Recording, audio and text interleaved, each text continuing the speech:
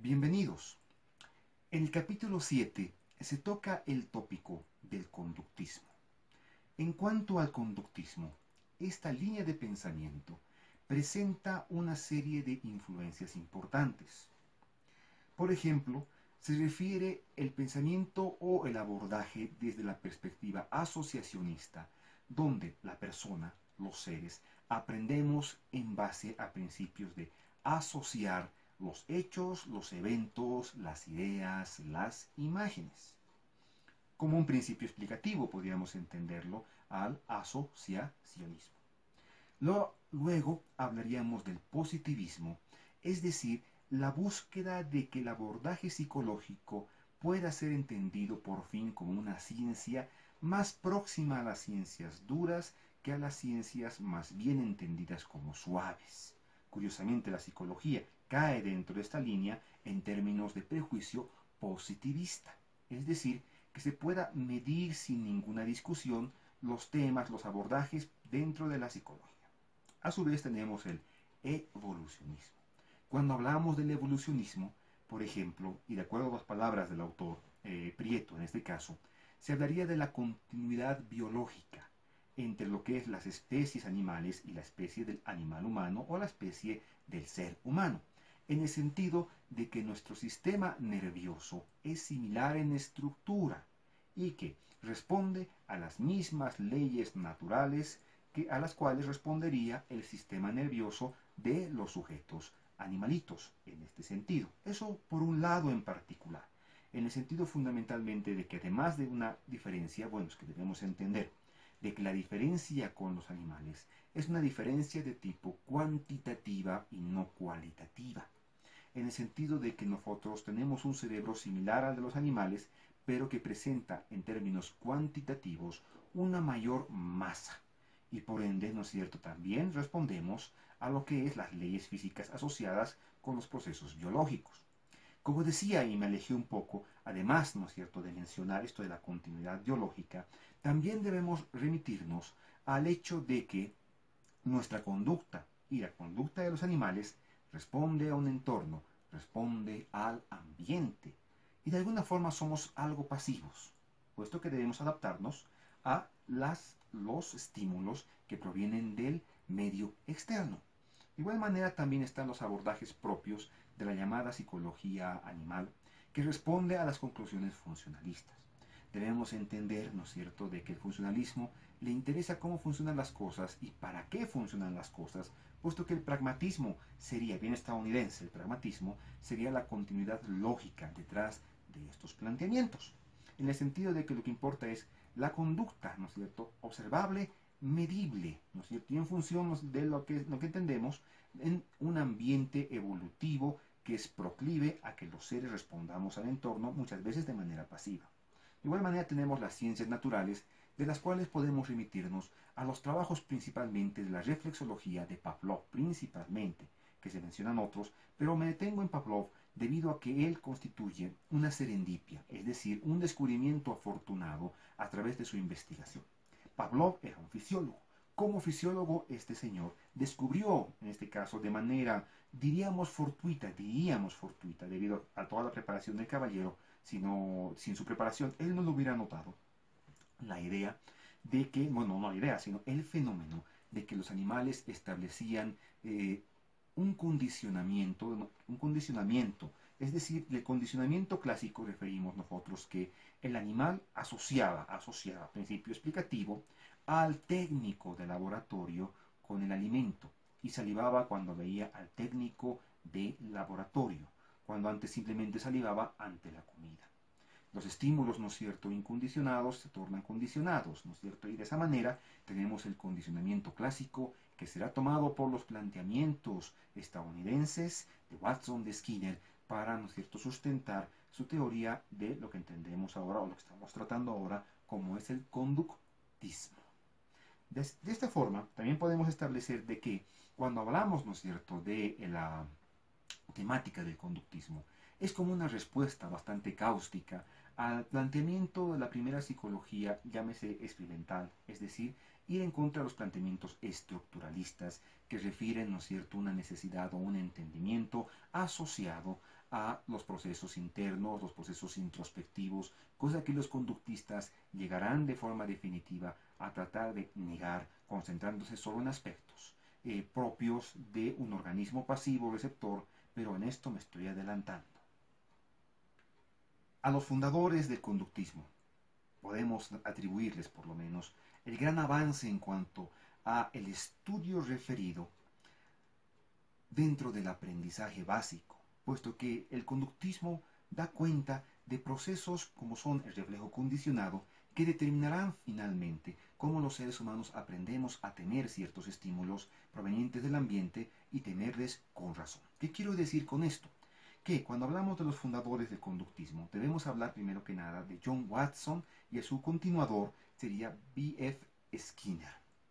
Cuando hablamos de Watson, John Watson, es uno de los grandes profesionales en la historia de la psicología, quien tras una serie de escándalos en su universidad tendría que dejar el campo psicológico y abocarse al campo de la publicidad. Si hablamos de la publicidad, bueno, de alguna manera la misma puede llegar a condicionar a los individuos, de alguna forma, por lo menos en sus primeras manifestaciones, y de esa manera entendemos la tradición, ¿no es cierto?, de donde viene la forma de manejar la información en cuanto a vender o promocionar bienes y servicios.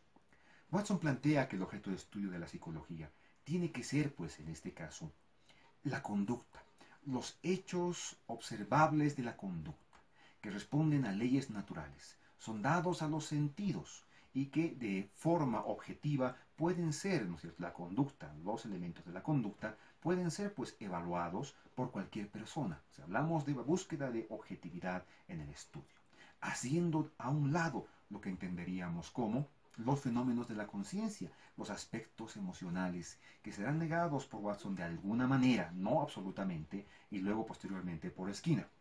Es pues de esta forma que, cuando hablamos, ¿no es cierto?, de los trabajos de Watson, Watson nos refiere que el objetivo es poder predecir la conducta, tener lo que entendemos como reflejo condicionado que genera en la persona una respuesta, la cual, ¿no es cierto?, es un organismo, la persona entendida como un organismo pasivo, no activo, que espera, ¿no es cierto?, y responde. Es un organismo reactor ante los estímulos externos.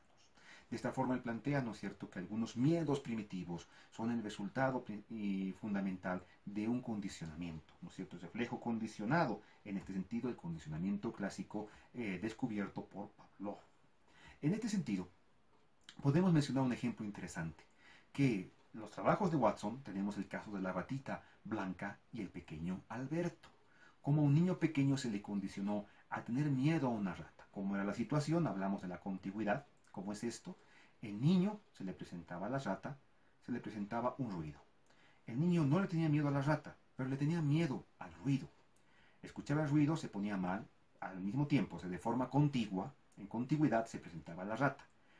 El número de veces necesario para que el niño de alguna forma, ¿no es cierto?, asocie, entre comillas, principio explicativo, entre comillas, a la rata con esa sensación asociada con él inicialmente, con el ruido desagradable. Hasta al final el niño aprende, se condiciona a temerle a la rata. Y luego eso, ¿no es cierto?, se generaliza a otros objetos blancos. La ratita era blanca, a barbas de Papá Noel, ¿no es cierto?, a telas blancas, etc. A su vez, claro, es un tema bastante controversial la idea de querer traumar a un niño. Hoy en día incluso los profesionales en psicopatología coinciden que fue un abordaje bastante agresivo, dirían algunos, el experimentar con un pequeño niño. Es decir, bueno, en resumidas cuentas, traumar al niño. Sin embargo, debemos entender una cosa que es importante, que gracias a este proceso, ¿no es cierto?, y que se revisa actualmente en términos éticos, se cuestiona, se pudo establecer una contribución para la psicopatología, que muchas veces una patología psicológica, digamos una fobia, se puede aprender. También puede pasar lo contrario, se puede extinguir un condicionamiento. Si el niño ha aprendido a temerle a una rata, se puede entonces aprender a desaprender en realidad el miedo hacia dicho animalito en particular. Y eso lo harían seguidores y estudiosos dentro del campo, ¿no es cierto?, de el conductismo. Dentro más del campo del neoconductismo, por ejemplo, cuando Mary Cover Jones, si mal no recuerdo, sería la muchacha la cual trabajaría, la profesional, perdón, la cual lograría que el pequeño Peter extinguiera su miedo condicionado a un conejo. ¿En qué sentido? en el sentido de aprovechar lo que entendemos nosotros como, bueno, lo que se entiende en conductismo, como los neoconductismos, mejor dicho, para ser más preciso, en el aprendizaje vicario. Pero en este sentido, quizás me estoy adelantando mucho. Debemos reconocer, volviendo al tema de Watson, que este señor será la base fundamental de un movimiento que dominará los campos universitarios académicos científicos por cerca de unos casi, desde los 30, desde los 30 aproximadamente, 20, 30, 40, 50, casi unos 50 años dentro del campo, ¿no es cierto?, del abordaje en psicología, como dije, en las universidades y en los abordajes terapéuticos.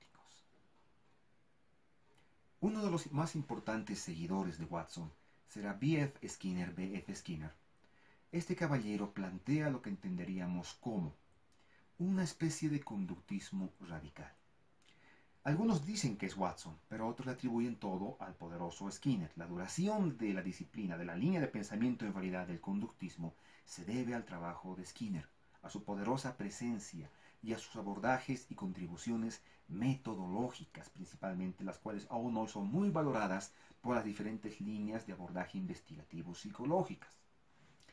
El caballero plantea que es importante entender el contexto donde se da un estímulo para iniciar una conducta y las consecuencias de la misma, las cuales pueden o no estar relacionadas con aspectos que atraen a la persona, o sea, la impulsan, o al animalito, lo impulsan a repetir la conducta o a evitar la conducta.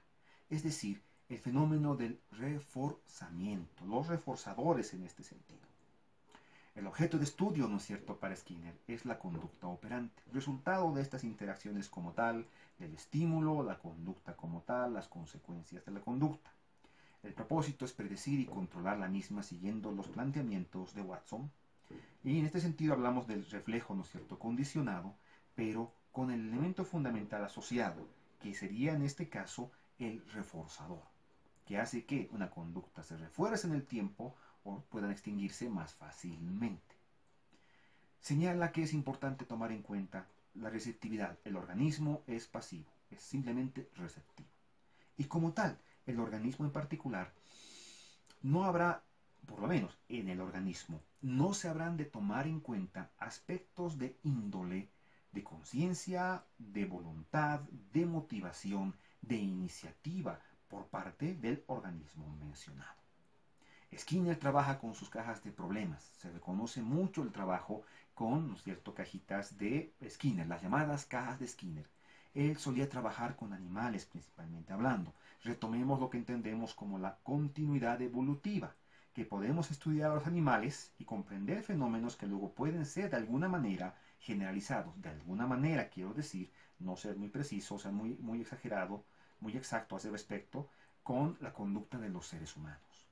Hay investigaciones en psicología militar que dicen de forma muy dura que el ser humano no es más difícil de condicionar que una palomita, podríamos entender así, en el sentido de que a niveles básicos un reforzador positivo puede impulsarnos a repetir conductas. Pero bueno, en la crítica que menciono dirían conductas que no sé si serían las más adecuadas. Desde un punto de vista más axiológico, más de valores, podríamos entenderlo de esta manera. Habla de la ley del refuerzo y el análisis experimental de la conducta. El análisis experimental de la conducta es un método, el método de Skinner, que busca entender la interrelación que se da entre las consecuencias de la conducta, los estímulos, el contexto en el cual se desarrolla la actividad de los individuos.